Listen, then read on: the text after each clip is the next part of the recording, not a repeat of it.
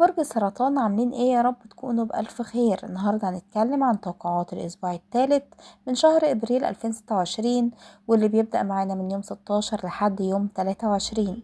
الأسبوع ده مش عادي خالص، وصدقني فيه تفاصيل كتير لازم تركز فيها عشان تقدر تطلع منه بمكاسب حقيقية.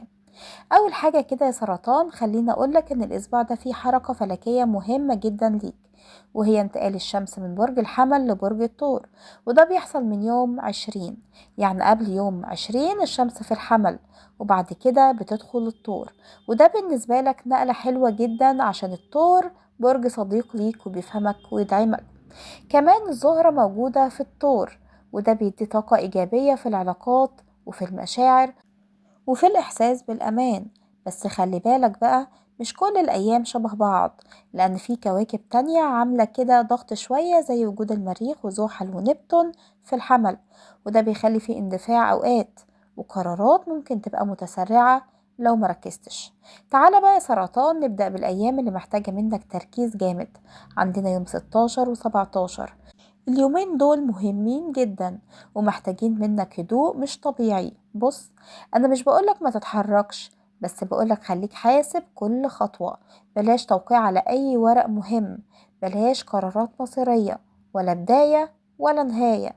حتى لو حاجة باينة قدامك انها صح، استنى شوية. ليه؟ لأن الطاقة حواليك فيها شوية استعجال، ممكن تخليك تاخد قرار بعد كده تقول يا ريتني استنيت شوية. فالأحسن إن أنت تمشي بمبدأ إيه؟ هفكر مرتين قبل ما أعمل أي حاجة. وبرضه يوم 17 القمر بيكون في الحمل، وده ممكن يخليك كده تحس إن أنت داخل على مسؤولية جديدة، أو في حاجة بتتفرض عليك. ممكن تكون شغل، ممكن تكون منصب، ممكن حتى علاقة قديمة بترجع من تاني، أو حسابات بينك وبين حد قديم بتتفتح. في احتمال كمان يا سرطان اللي عندهم كده قضايا أو مشاكل قانونية إن الأمور تتحرك، بس هنا لازم تبقى فاهم إن الميزان بيتظبط. يعني مثلا لو ليك حق هتاخده، ولو عليك حق هتدفعه، فخليك صريح مع نفسك. نروح بقى ليوم 20 و21. بص بقى يا سرطان، اليومين دول محتاجين كده تعامل خاص جدا، عشان القمر بيكون في الجوزاء، وده بيأثر عليك جدا عشان القمر هو الحاكم بتاع برجك. يعني ايه؟ يعني حالتك النفسية ممكن تتقلب بسرعة، ممكن تتعصب من أقل حاجة وتدخل في جدال، تتضايق كده من كلام ناس، تحس انك مش طايق حد. فالأحسن هنا انك تبعد عن أي حد مستفز، وأي حد حاسس انه بيلعب على أعصابك. لو حد مثلا مش مريحك سيبه، لو حد بيحاول يستفزك طنشه. امشي بمبدأ سلامتك يا دماغي، لأن أي مواجهة في الوقت ده ممكن تكبر منك وتدخل فيه كده مود مش حلو خالص بالنسبة لك.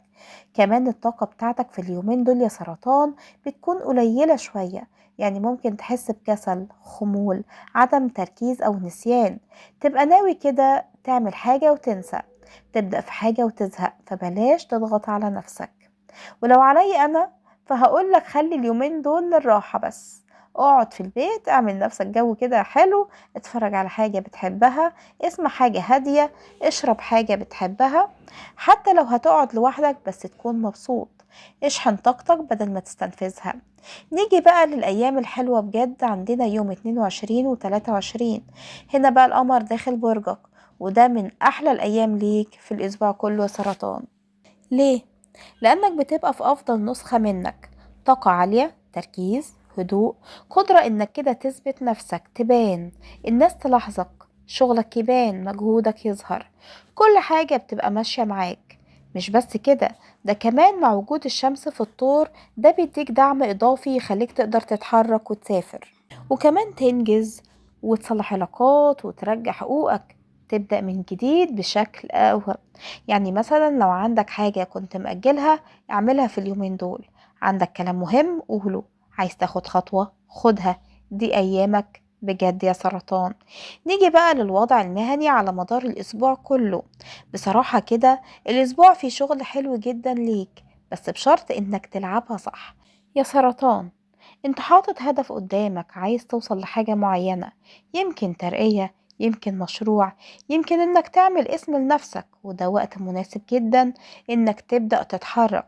بس خلي بالك بقى من التقسيمة، عندنا أيام 18 و19 و22 و23، دول ممتازين جدا لأي خطوة مهنية، لتوقيع، لاتفاق، أو أي بداية مشروع. لكن أيام 16 و17 و20 و21 خلي بالك وبلاش اندفاع فيهم. يعني الأسبوع ده نصه حلو جدا ونصه محتاج منك حذر، وانت وشطارتك بقى انك تفرق ما بينهم ازاي. بالنسبة للفلوس يا سرطان، فانت طول الوقت دماغك شغالة في الحتة دي، بتحسب، بتفكر مين ليه عندك ايه ومين عليك، ازاي مثلا تدير فلوسك، ازاي تحمي نفسك ومن اي حد ممكن يستغلك كمان. ممكن كمان يا سرطان تبقى بتفكر في حد مثلا شكلك كده مش مطمن له ماليا، او بتحاول تسترجع حقك من اي حد. فخليني اقولك ان دي فترة حسابات مش اكتر. يعني مثلا بتراجع نفسك، بتظبط امورك، بتفهم الدنيا. لكن الاستقرار المالي الحقيقي هيبدأ معاك اكتر في الاسبوع اللي بعده. اما بقى بالنسبة للعاطفة فدي قصة تانية خالص. الاسبوع ده بيديلك فرصة ان انت تاخد قرار، يا تكمل يا تنهي. بس بلاش تدي فرصة لحد أذاك كتير، لأن لو مثلا كملت وانت متأذي نفسيا أو معنويا فهتتعب أكتر بعد كده. لو كنت مرتبط بقى يا سرطان فكر كويس، هل العلاقة دي مريحة؟ هل فيها تقدير ولا انت بس اتعودت؟ لو مش مرتبط بقى فيكون في فرص تعارف، ممكن تبقى صداقات وتتحول لحاجة أكبر، خصوصا من الشغل أو الدراسة أو دايرة معارفك. أما لو كنت منفصل فدماغك شغالة طول الوقت، ترجع ولا ما ترجعش، انت اتظلمت ولا ظلمت. وفي ناس كمان ممكن تدخل تقولك اعمل كذا وما تعملش كذا، بس القرار في الآخر قرارك انت. بس خلي بالك الكلام حواليك هيزيد في الأسبوع اللي بعده، فالأفضل ان انت كده تكون حسمت موقفك من دلوقتي. في النهاية كده الأسبوع ده مش صعب، بس محتاج منك وعي، محتاج تعرف امتى تتحرك وامتى تهدى، امتى تقول اه وامتى تقول لأ. لو لعبتها صح يا سرطان هتطلع من الأسبوع ده بمكاسب حلوة جدا، ولو استعجلت ممكن تضيع فرص بإيدك. فخليك هادي، راقب، فكر، وخد قراراتك في الوقت الصح وانت قدها. وهنا نكون وصلنا مع بعض لنهاية حلقتنا النهاردة لتوقعات برج السرطان والأسبوع الثالث من شهر إبريل 2026. أتمنى لكم كل الخير والسعادة، وأشوفكم على خير مع برج جديد وتوقعات جديدة. وما تنسوش اللايك والشير والسبسكرايب في القناة وتفعيل زر الجرس عشان يوصل لكم مني كل جديد بنزله. ودلوقتي هقول لكم باي باي.